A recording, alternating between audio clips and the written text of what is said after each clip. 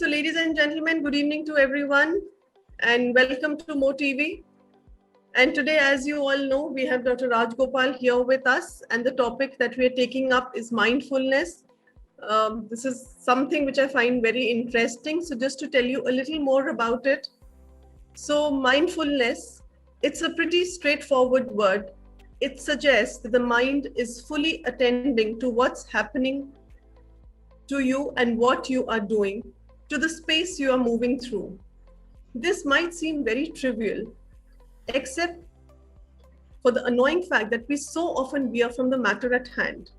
Our mind takes flight, we lose touch with our body, and pretty soon we are engrossed in obsessive thoughts about something that just happened, or we keep fretting about the future, and that actually makes us very anxious. Mindfulness is deliberately paying full attention to what is happening around you, in your body, in your heart, and in your mind. Mindfulness is nothing but awareness without criticism or judgment. Mindfulness is the basic human ability to be fully present, aware of where we are and what we are doing, and not overly reacting or overwhelmed by what's going on around us. And while mindfulness is innate, it can be cultivated through proven techniques, so which I'm sure Dr. Rajgopal is going to talk about. So in fact, mindfulness meditation gives us a time in our lives when we can suspend judgment and unleash our natural curiosity about the workings of the mind. It is a quality that every human being already possesses. It's not something that we just conjure up. You just have to learn how to access it. So for this, I'm going to welcome Dr. Rajgopal here with us once again from Dr. 360. And I know all of you know about Dr. Rajgopal, but still for all the new members who've joined in now, Dr. Rajgopal is an accomplished homeopathic wellness physician and independent researcher. He's been guiding his patients to attain optimal health by incorporating his holistic approach. He earned his bachelor's degree in homeopathic medicine in 1984 from Maulana Azad Homeopathic Medical College, and his other interests include independent research, writing, and teaching on the quintessential foundation principles of mind and body. He's a fellow of the College of Chest Physicians and member of the Center of Applied Medicine. Dr. Rajgopal is also a long-time writer, editor, author, and publisher, and he has published over 4,000 articles on a host of subjects, including health and wellness, medicine, and allied subjects in India and abroad. In his long and impactful career, he has helped scores of patients to heal successfully from a range of acute and chronic illnesses or diseases, such as allergies, anxiety, cervical spondylitis, dementia, etc. A technological enthusiast, Dr. Rajgopal extends his services to patients across the globe. He is now available on Dr. 360 for patients to consult him virtually using the Dr. 360 mobile app. And with that, I know there is still lots more that I can read out, but I'm going to cut it short, Dr. Rajgopal. So with that, I'm going to welcome you. I think this is more than enough. It's too flattering, and how I wish it was all true. Of course it is.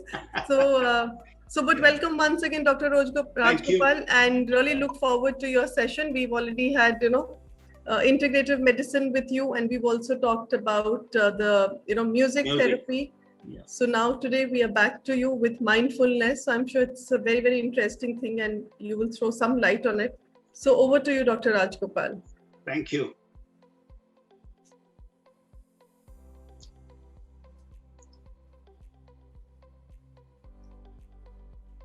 Well, let's first think of what is mindfulness exactly. It is about guiding our attention inwards in the present moment and relating to the sensations we are feeling and what thoughts and emotions we are going through. When deviations or diversions occur, for instance, a child crying, the TV jabbering, a bird singing, a new recollection surfacing, We just let them go. This is mindfulness. The mind is an instrument, as we all know. It is also our inner landscape where thoughts are overlapping. When we try to focus our minds on a task, some thoughts come drifting into our mind from time to time, distracting from our attention. So we have a choice. Either we react to them or take the mindful route. That is, we can simply notice them without judgment, staying in the present moment. Mindfulness is called smriti in Sanskrit. It changes our sense of who we are in relation to our own life and also other people. It also gives us better access to our full potential, particularly in terms of relationships, life, and personal goals, as we all know. To live mindfully is to live more abundantly with flexibility.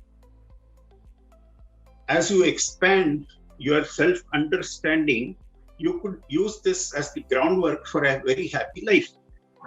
When challenges occur, you'll be less likely to find them overpowering. And when opportunities arise, you'll be able to recognize them and welcome them happily into your life. Mindfulness is also meditation, the slowing down of the racy processes in our life.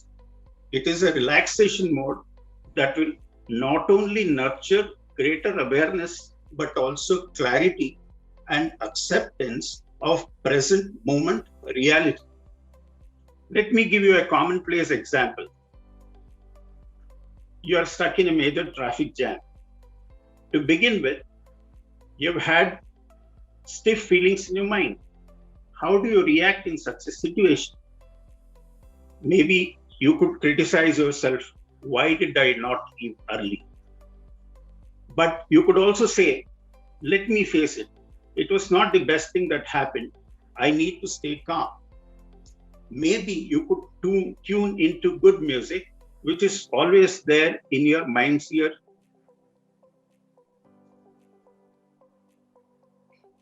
Or you could take a few deep breaths to relax, because getting worked up will not only lead to pumping up more adrenaline, it is not going to make the traffic move. It leads to feelings of anxiety, phobia, excess anger, sleeplessness, and possibly depression. In other words, it has much more to do than how we think. As Herodotus, the great historian, put it, we are not disturbed by things, but by our opinion of things. It would be interesting to note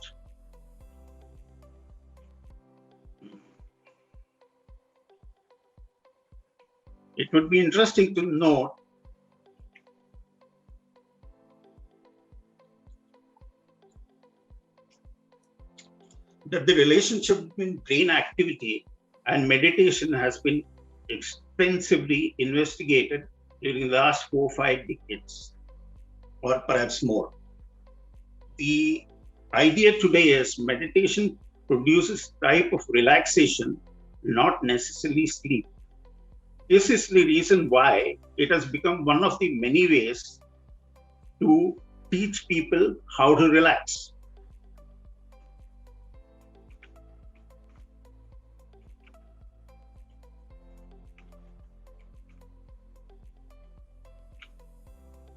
I was just thinking of an example. Let me think and I'll get back to you.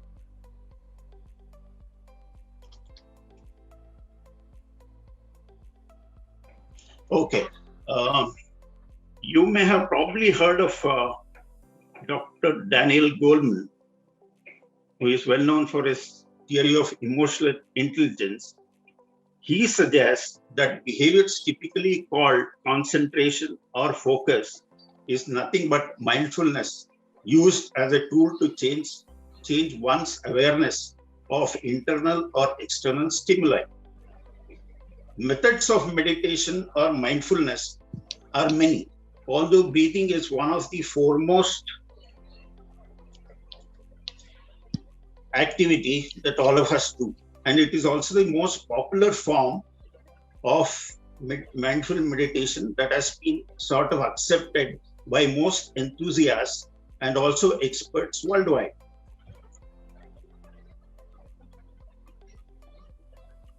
As Thich Nhat Hanh, the great Zen master, calls, breathing is mouth yoga, because when we breathe in, we smile. When we smile, we are able to release all our worries, feelings, and also negative thoughts or emotions.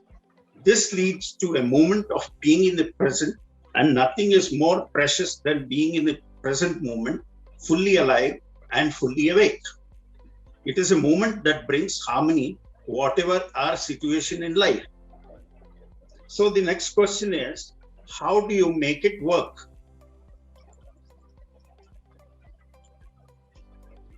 You don't have to be a Zen master to learn mindfulness at all. Any of us could learn mindfulness, provided we have a bit of patience and we allocate some time during the course of the day for ourselves, which we generally don't do because we have far too many preoccupations and our mind is like a monkey sometimes or most of the time. So it's a simple process. Let me explain. All we have to, or you have to do, is to look at situations calmly, like choosing what you would most likely do in a given situation or circumstance, or responding in the most mindful manner possible. This actually holds the key to turning dull, boring routines into enriching, also worthwhile experiences. This will, in the process, help you work and refocus on the landscape, the sounds you hear, maybe in the surrounding or in your home, etc. And also, sort of converting these into fragrances around you. It's easier said than done, I agree. But the fact of the matter is, the moment you do all this, there is something which really sort of resonates in your mind, and you tend to sort of go into the relaxation mode. See, what happens is, if we allow us to be distracted or disturbed by things, we'll be in no position to sort of relax at all. And this is what happens often with most of us. Let me tell you, because most people think, we practice meditation, we practice mindfulness, is to change just about everybody, to change the world, to things around us, maybe to change our boss's mood, etc., and to impress our boss just as well. But this is not what meditation or mindfulness, teach you. Far from it. The fact is, as philosopher Jiddu Krishnamurti said, meditation is to change ourselves, to be a part of the universe or the cosmos, not to change the world or people around us. It's as simple as that. Meditation ought to lead to a change within ourselves for the better, for the good, for not just good of us, good for us, for others around us too. It's not the other way around. The practice of meditation doesn't call for any rocket science. It's a very simple process that any of us could do at any point in time. All you need to do is practice mindfulness for 20 minutes every day, possibly 1 hour plus before or after your meal. And then this is the best way to help relieve tension, anxiety, stress, which most of us are affected with. And nobody is exempt from stress and anxiety at some point in time. More so during this COVID horribilis, which has turned the world upside down. The practice of meditation, to be precise, indicates a repetition as well as a way of being. And this is appropriate, if you ask me, since you can only change your mindset by doing a practice regularly on a daily basis, because it ought to become a habit. Only habits last long, be it good or bad. And how do you practice? Simple, mindfulness practice, this is what we come. The first thing is you sit on a chair. Maybe you can have a small object in front of you. That could be a cup, a mug, or anything you like. And after that, maybe you could look at it closely for a few minutes, taking in everything about it, but don't touch or move it. Just think of what it looks like without analyzing its charm or value. Because most of us tend to do that when we look at an object, we think how beautiful it is, or maybe what would its worth be, or maybe how useful it could be, that sort of thing. So we need to sort of remove that thing from the mind. The next thing is you ought to focus on your sensations. You should remain still, close your eyes, and be aware of any sensations or physical sensations. That is, for instance, the places your body touches, maybe your clothes, or when you feel the pressure from your own chair. So this sort of leads to that awareness, a conscious awareness that you are into something. And the next step would be to spend a few minutes focusing your mind on what you can hear. It might be just the sound of your breathing in and out, or it might be your neighbor's TV, a radio, which is quite unlikely these days, a car, or maybe the roaring of an aeroplane. So next step is think of what you have just experienced. By focusing on the object and the sensations or the sounds, you have given yourself a break from your fixations, your source of mental and mindful nourishment. This is actually nourishment to the mind. Got it? And also think of this and make it a part of your mindfulness practice practically every day. It's very simple. Let me go to it now. Eating ever so slowly while focusing on chewing your food mindfully is also meditation. Let me explain. See, most of us, because we are always in a hurry, tend to gobble food and then, that's the end of it. We just drink a glass of water. We are on the go. The thing is, if you just think of it,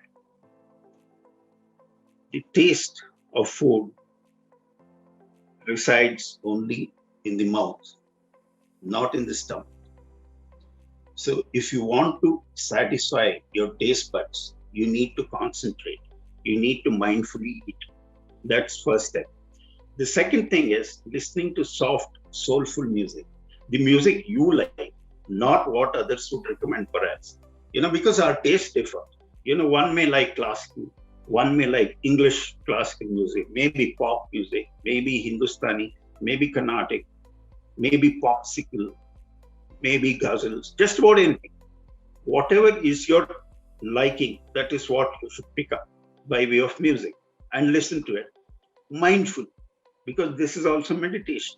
It leads to the relaxation and also reduced levels of cortisol and adrenaline in the body. Because, there have been many experiments that have been done and also clinically proven in music therapy. And it's a fact, as far back as the 60s, I think, a German university, conducted studies using Ravi Shankar's recital. And they found that the level of cortisol, the chemical in the body, the stress chemical, if you could call it, dropped down by almost 30%. And this is relaxation in the best way possible. Don't you think so? And the next thing you could do is writing in a journal. All of us need not be writers. We could write our own journal every day. Be commonplace, the mundane things that happens around us, or the experiences we have day in and day out. All these can be in a form of a journal. When you look over it over a period of time, it will give you a great deal of amusement and also happiness, maybe fulfillment. You never know that. if you try this out, I think there is no better practice than writing, which is a definitive mindfulness practice, because it helps you move away from the clutter of life, and the words you write is what you focus on. And when you focus on anything that you do, you don't think of anything else other than what you're doing. Now, this in psychology is also called something like the flow principle, or what Plato called as divine frenzy. What happens sometimes, we may write something which we don't really give much thought to, and it comes out, like a masterpiece. And when you reflect upon it a few days down the line, you will think, did I write? Did I really write this? This is called as divine frenzy for the simple reason of the flow, because you are in the zone, or like a sportsman, maybe a cricketer, maybe a batsman like Virat Kohli. See, when he's in flow, he's on song, but when he's out of touch, he's not. So same thing happens, with mindfulness practice. It's not that you should get it right every day. It cannot happen, because the mind is a dynamic phenomenon. It's not always constant, or you're not always relaxed, not always agitated too, unless there is a problem which is really causing a lot of pressure. So as you move on, this is one thing which, I have been advising patients to write, that has really helped many people, and they've come back and said that they feel much better than before, for the simple reason they're able to remove the clutter from their mind. You need not spend too much time on all this. Just for 10-15 minutes a day would be worth it. And you will be definitely pleased with it for yourself. I recall the words of Plato again. I think he said, thinking is the talking of the soul with itself. We could think of mindfulness in our context today. Because mindfulness, or talking to the soul, if you could call it, leads to a harmonious state of self-awareness, of subjective mindfulness, as they call it. It all holds a practical lock and key to our objectivity. When we practice mindfulness, we would be able to hear the echo of our thoughts, feelings, and other expression. It also boils down to one thing of letting go, just about everything, and the ability to maintain distance from the object of what you may call maybe inquiry, without assumptions. That sort of a thing is possible. And this also provides a sort of mode of living which is not hurtful to ourselves. It has important implications. The ability to know or distinguish, as Plato, the great Plato again said, or connect our aptitude and decode the distinction between the subject and the object. This is what mindfulness, or if you allow me to think of a metaphor, it's like walking the soulful talk from deep within and separating the subject and the object with the use of amplified mindfulness or self-awareness or calm, including soundless contemplation in the mind. See, agreed, it is soundless contemplation for us because we are trying to sort of evade the noise and other things that are happening around us. When we are in the meditative state, we need to sort of take in thoughts and just throw them out. You need to sort of invite fresh thoughts, let the old ones just disappear, ringing in the new, ringing out the old. That sort of a thing should be the motto of meditative practice. So you could also think of meditation, like I said, as philosopher Plato said, thinking is the talking of the soul within itself, or within itself, as the case may be. So you could also think of meditation or mindfulness in more or less the same way. Thank you.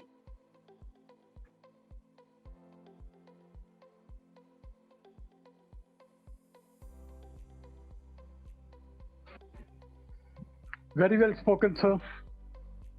Thank you. Information was very good. Thank you, sir. Thank you, sir. Thank you. Thank you. Thanks for your patience and time. Thank you for the Yeah. information, sir. Thank you. Thank you for your patience and time. Yeah. And different Thank types you. of, meditation. Writing is also a meditation. Listening to music is also meditation. And Yeah. that is, yeah. And thinking inside you is also meditation. It's really very good, sir. Thank you for this information. Thank you. And not thinking about anything is also meditation. Don't you think so? Thinking not to think anything. Yeah, that Yeah, is yeah. yeah. Writing also. You have mentioned about Writing writing. also, yeah. Writing is very important. Earlier, when we were small, our teachers used to say, if you write something, our hand or fingers are the second mind. You will remember that. That is why only to learn something is not sufficient. If you write it, you will remember it. Yes, indeed. But today, children hardly write. They are using the keyboard. Of course, that also leads to spatial skills, improvement of spatial and other skills.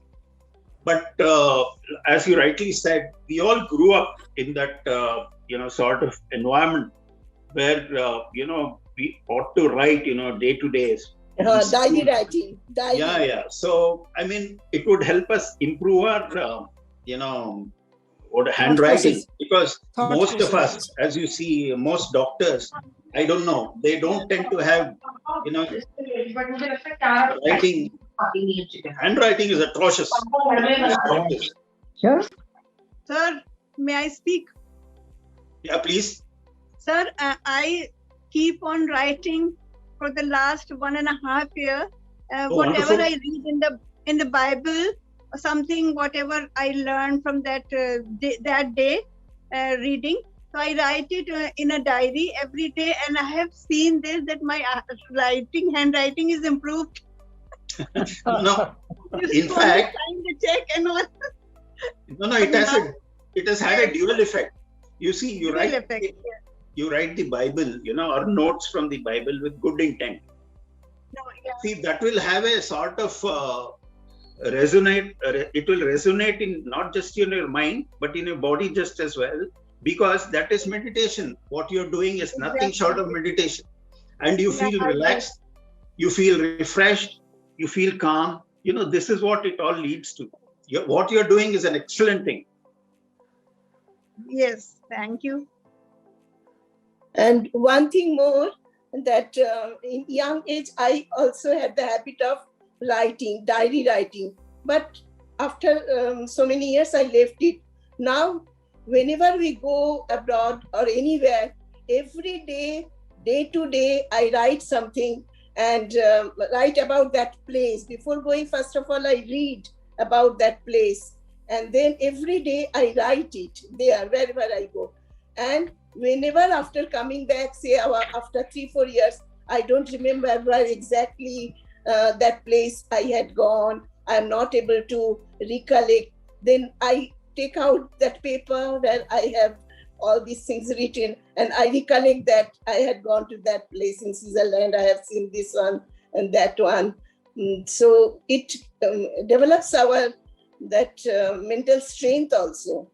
Yes, because it has a dual effect. One thing, it leads to recall. You want to remember XYZ place, so you go back to your writing.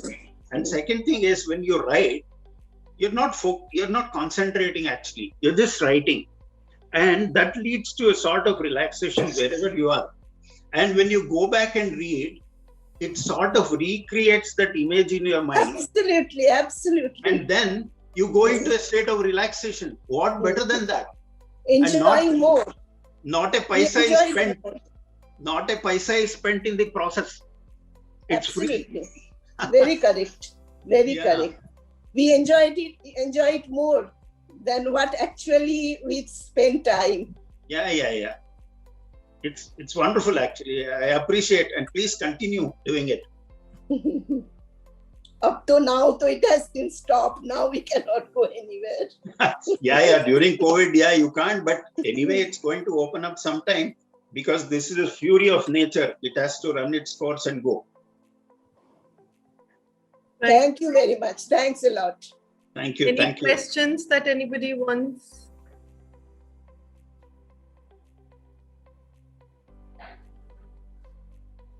So, Dr. Rajgopal, thank you so much. Ritu, I just Anju. recalled, something came into my mind. I think I'll get into that, it will take just a couple of Anju, minutes. please take your time.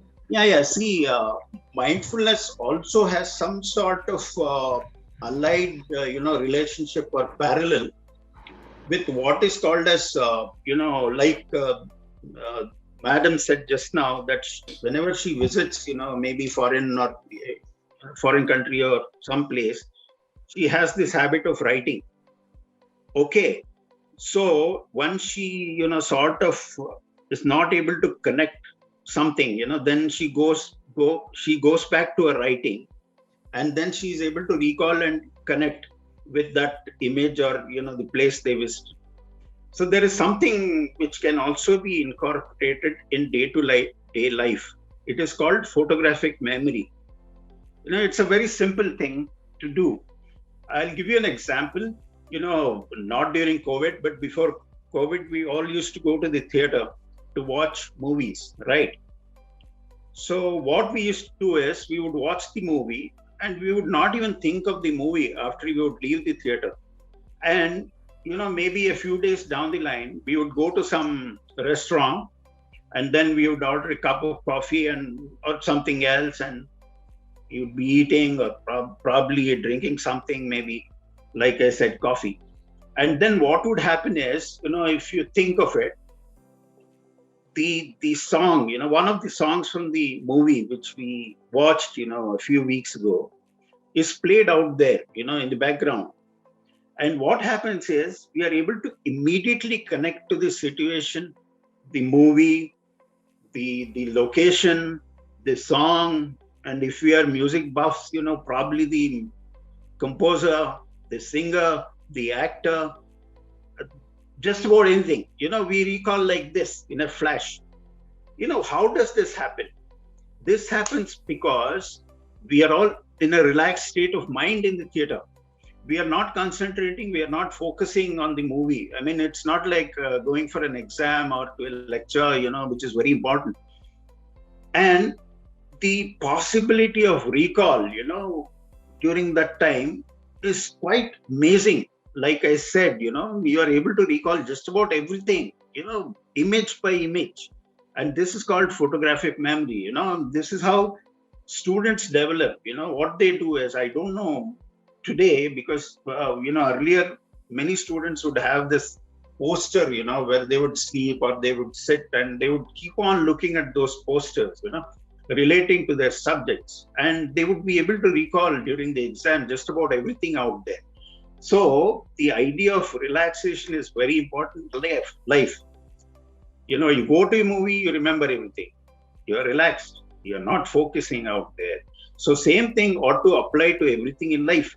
The more relaxed we are, the more better we are able to sort of, go into that state of being in the zone or divine frenzy and do better in life or in career. It's very simple equation. But only thing, we don't give much thought to all the simple pleasures or abundance of life. So the more we connect to ourselves and to nature and to things around us, I think we would be far better human beings than what we are at the moment. So this is all I wanted to sort of convey. Absolutely true. Nice talk. Mr. Sisar, you want to ask a question?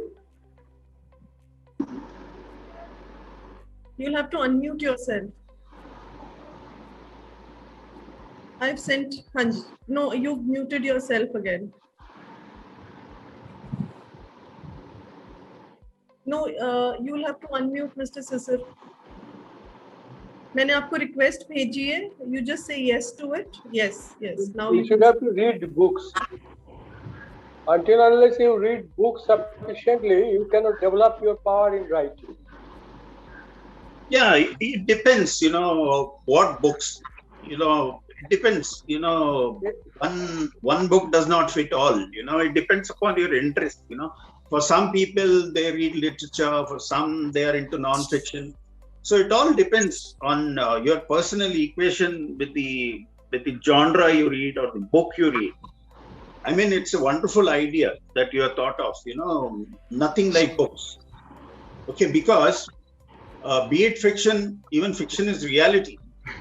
If you look at the whole context. So for some, who are into literature, they try to sort of equate whatever is happening, in real life to what would have happened in a book. What you say is, I think, valid. I mean, it's a very good thing to do for everybody to read books, be it in any language, whatever the language, it doesn't matter. If you want to improve your writing skills, I think you ought to read more and more books. One of our university professors told us that at least you can read 100 books after your post-graduation or any qualification you obtain. You will never feel any difficulty in writing. Yes, so yes. I have developed that skill. I was coming from a village. There was no deep study in English or anything, but I developed that thing subsequently later on, and as a result of which it helped me a lot. I can now write spontaneously without anything. Precisely. Because I have read more than 100 books in my life. Oh, wonderful. And most important books which they have prescribed or are found in the National Library.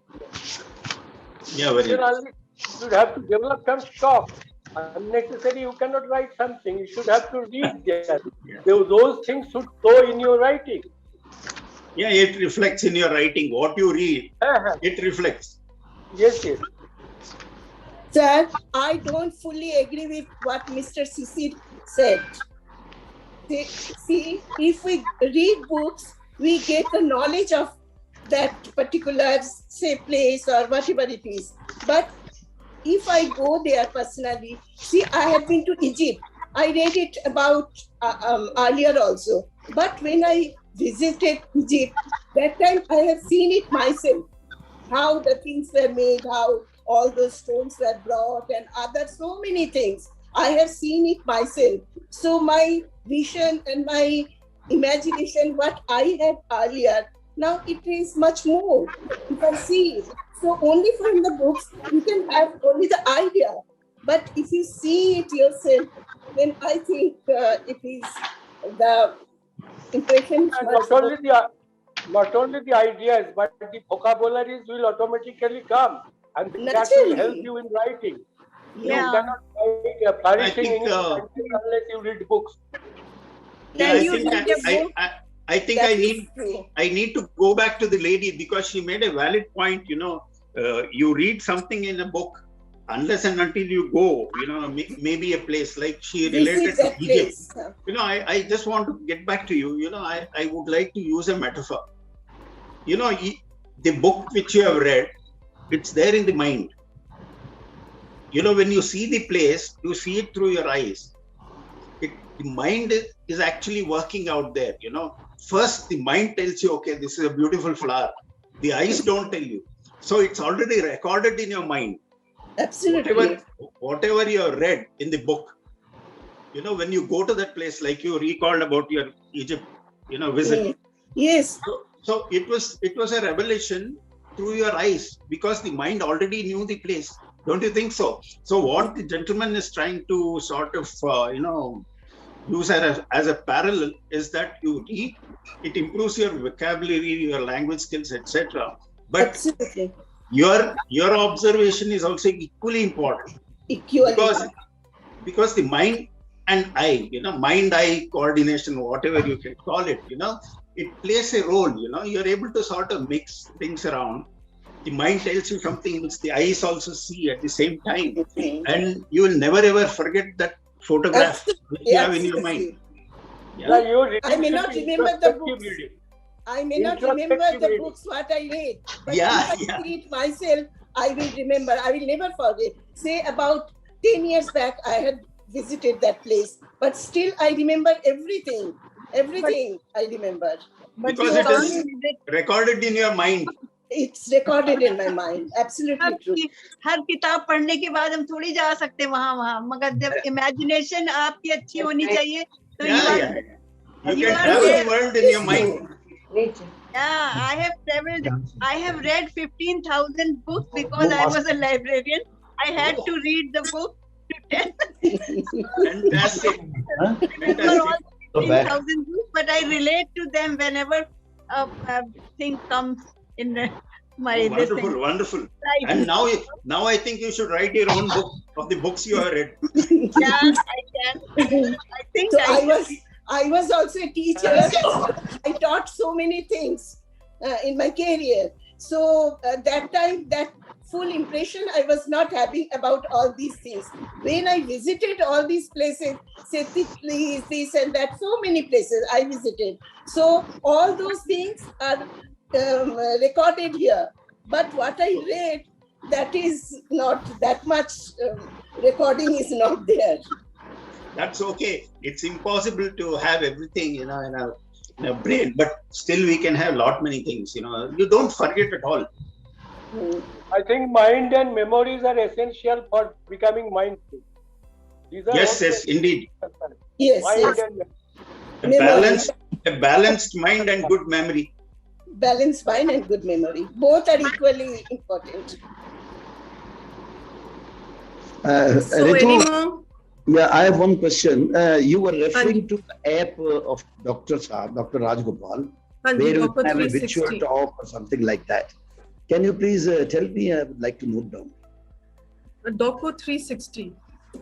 Dr. 360. Doco, DOCCO. Okay, Doco 360. DOCCO, Doco 360.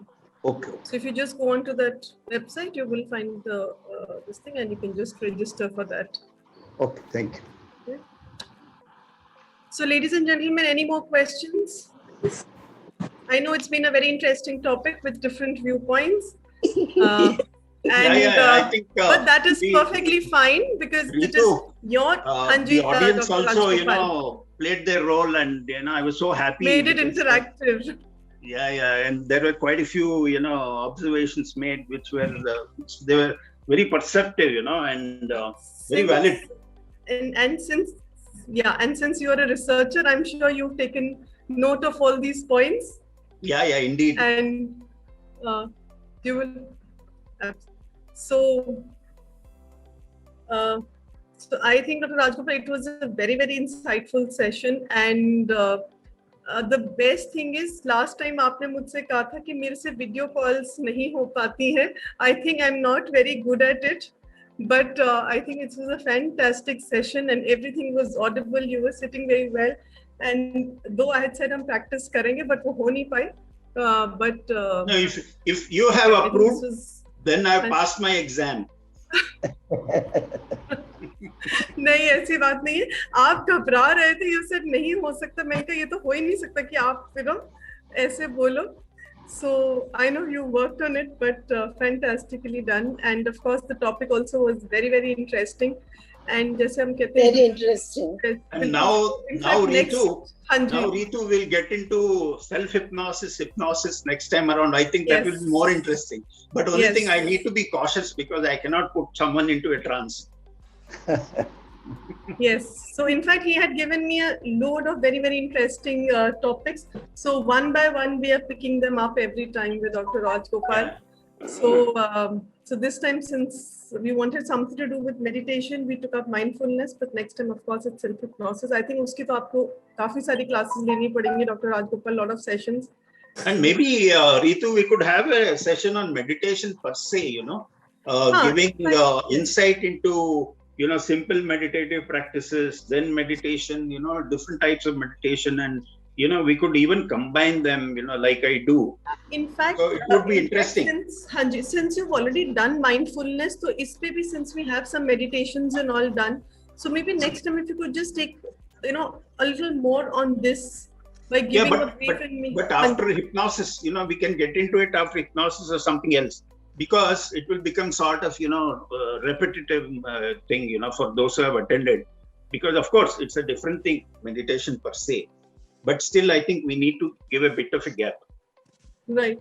So we will anyway, we'll discuss it and come up with, whatever you suggest, which is the best practice, and we will go ahead with that. So, ladies and gentlemen, I know it is only 6 p.m. and we usually finish at 6:30. But since the session is also over, I'm not going to extend the session because we all have to land up back here at 7:25 for our Elder Hour show. So, Dr. Rajgopal, thank you so much once again. Thank you so much once again. And we really look forward to your next session also. And anybody who wants to get in touch with Dr. Rajgopal, like I mentioned, he's on Docker 360. So please do get in touch with him. And, not only for mindfulness, but like we've seen, he was into music therapy. He's also into integrative medicinal therapy, wherein he says कि सिर्फ medicine नहीं and बहुत कुछ है जो पूरी body को heal करता है. And I think he's the only one who's doing this kind of integrative medicine kind of approach that he has taken up. So please feel free to reach out to him on Docker 360. And you want to say something? And also, Ritu, I'll take just a minute of your time. I want to sort of let you know that I have associated now with Docker 360 just a few weeks ago as Chief Wellness Officer. In fact, I am now associated with them. Wow, that is fantastic. So heartiest congratulations on that, Dr. Thank Rajgopal. you. Thank you. Great Thanks for your support. So definitely, and we really look forward to having you here back again with a different topic. And thank you so much, ladies and gentlemen. And of course, I will see you all at 7:25. Do please, come on to the link and be a part of the Elder Hour. Because after all, जब हम elders की बात करें तो हमारे अगर family members ही नहीं होंगे, then the whole value of it goes away. So I know it's a little difficult with so many sessions happening today. Today there were 4 sessions, and I know you all are tired. But log in करके please बैठिए. I'm sure you will enjoy the show, and keep logging in every day at 7:25 p.m. sharp for our Elder Hour show. And of course, we will see you all tomorrow morning at 8 o'clock sharp for a physiotherapy. At 12, we have a spiritual and motivational club practice. And evening, of course, I see you all once again. Rituji, we have already gone to the site and signed. 7:25. Fantastic, Mr. Mhambre. Great going. So I hope all of you do log in, and I hope to see you all. And Dr. Rajgopal, I have already shared the links with you. Please do join in.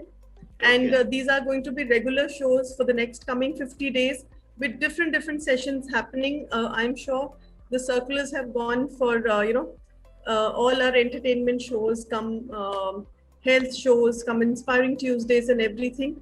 So it's going to be very, very interesting. So please do log in for these shows every day at 7:25 for the Elder Hour. Thank you. Thank you. Take care. Bye-bye. Thank you. Thank you so much, everyone.